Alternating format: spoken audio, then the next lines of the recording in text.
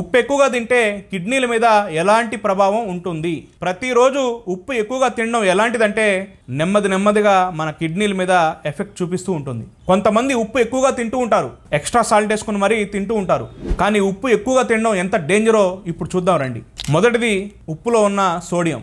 ఇది శరీరంలో నీటిని ఎక్కువగా నిల్వ చేస్తుంది. దానివల్ల బ్లడ్ ప్రెషర్ అంటే రక్తపోటు అనేది పెరుగుతుంది, కిడ్నీ మీద ఒత్తిడి పెరుగుతుంది. రెండోది, కిడ్నీ ఎక్కువగా పనిచేయాలి. ఉప్పు ఎక్కువగా తిన్నప్పుడు మన శరీరంలో ఉండే ఎక్సెస్ సోడియంని బయటకు పంపడానికి కిడ్నీ అనేది డబల్గా పనిచేయాలి.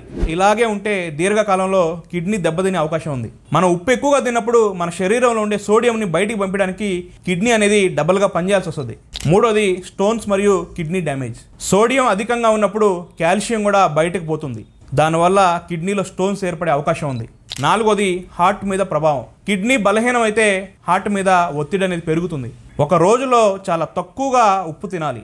అదేవిధంగా జంక్ ఫుడ్స్, ఫాస్ట్ ఫుడ్స్ ఇలాంటివి తగ్గించాలి. పికిల్స్లో కూడా ఉప్పు ఎక్కువగా ఉంటుంది, పికిల్స్ కూడా చాలా తగ్గించాలి. ఉప్పు తగ్గించండి, నీళ్లు ఎక్కువగా తాగండి. ఈ చిన్న అలవాటు మార్చుకుంటే మీరు జీవితాంతం సంతోషంగా ఉంటారు. ఈ వీడియోని లైక్ చేసి మీ ప్రతి ఫ్రెండ్కి, ఫ్యామిలీకి షేర్ చేయండి.